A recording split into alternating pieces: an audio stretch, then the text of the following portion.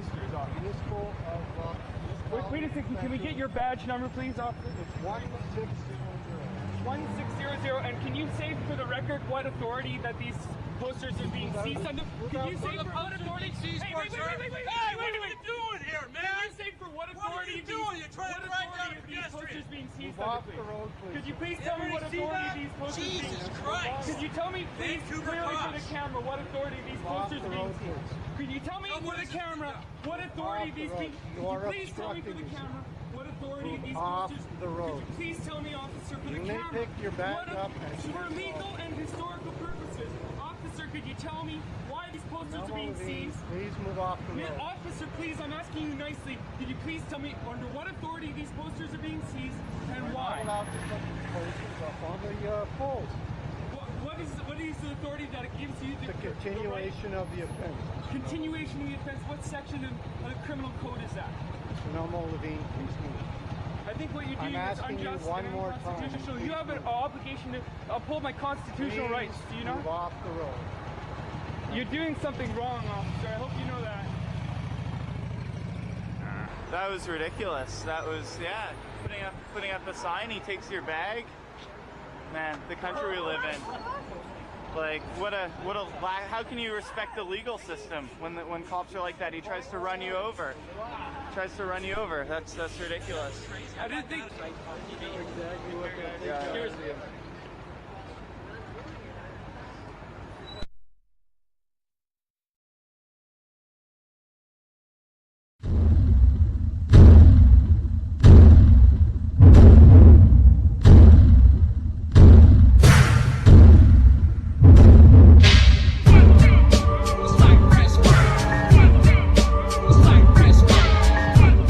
Get real. Don't read. Nobody wants the government legalizing it, fool. Think about the quality.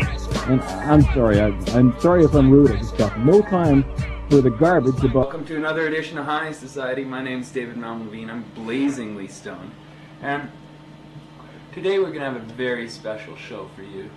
We're going to reveal to you all the evidence out there to suggest the performance-enhancing qualities of cannabis are somehow related to the time-slow effects.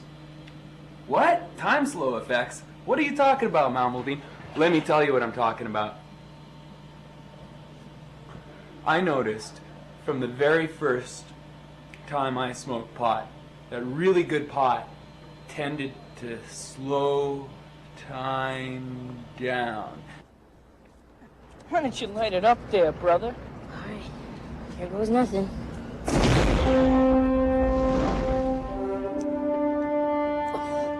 I don't remember graduating. And my first sexual experience, I don't remember that either. But man, I will never, ever forget the first time I smoked that sweet, sweet Chiba. Feel anything? Yeah, I feel my chest caving in. Man, this stuff didn't even work. Man! Come on, let's just go get some candy and get out of here, B.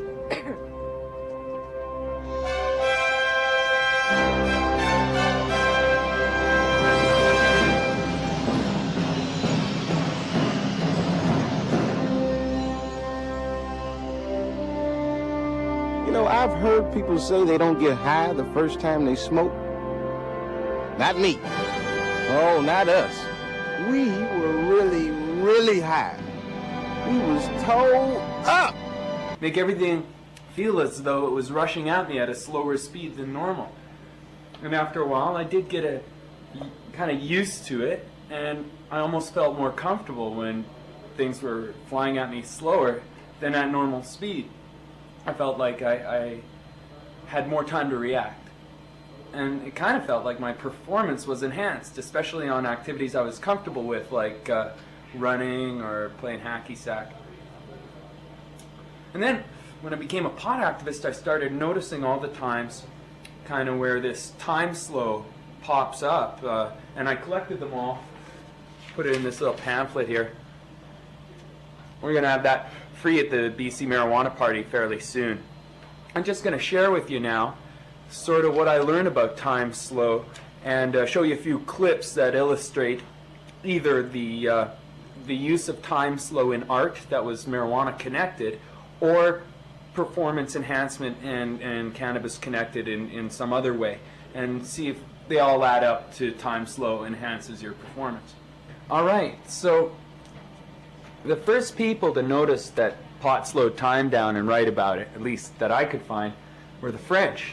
French writers like Théophile Gautier, his 1846 short story, The Hashishins Club, relating his tales messing around with pot there with those other club members. He wrote, "New stairs appeared unceasingly before my resigned steps, while those that I had passed resumed their place in front of me. These proceedings took 1,000 years, as I calculate it." Then his friends kid him that time had totally slowed to a stop, and everyone, it appeared, were familiar with the time slow effects of cannabis, even back in the 1840s.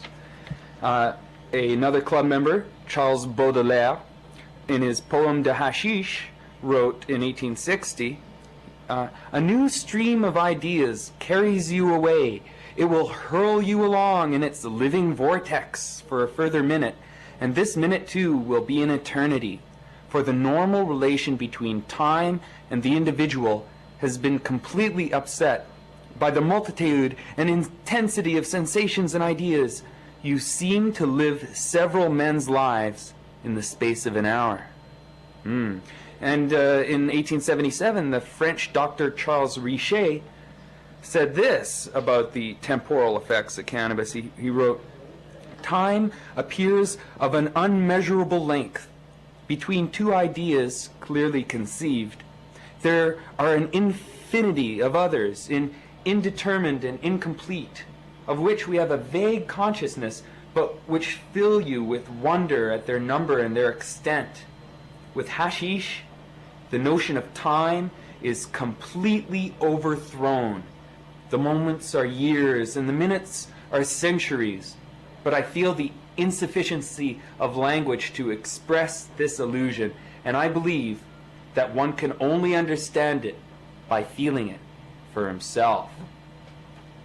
These French writers, being writers, seem to notice the whirl of ideas that occurred when high on hashish.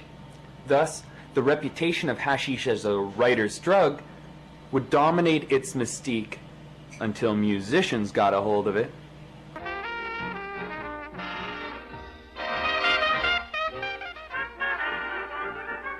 In 1930, Lewis went to Los Angeles and headlined at Sebastian's Cotton Club, where he won the admiration of numerous Hollywood stars. The trip ended in calamity, however, when he was arrested for smoking marijuana in his car with a white musician between sets. A shady manager from Chicago had his sentence reduced to a few weekends in jail, but Armstrong, who called pot an insulator against the pain of racism, continued to smoke it all his life. Every night on intermissions, I would, go out and roll up a couple of joints of good Mexican grass. So, Alvin Pops was out there, and he would come out with what he would call his New Orleans Golden Leaf, which is very, very sad. It was terrible. Did nothing. So funny thing happened when, after a couple of weeks I noticed, every time I was in a mission, I'd go outside, and Pops would be there, sitting on the garden wall or on the tree, whatever we had available. And so finally one night I asked him, I said, "Pops," I said, "listen, I noticed the last couple of weeks you don't come out with your New Orleans Golden Leaf anymore, He said, "Shit, son, it's like bringing a hamburger to a banquet."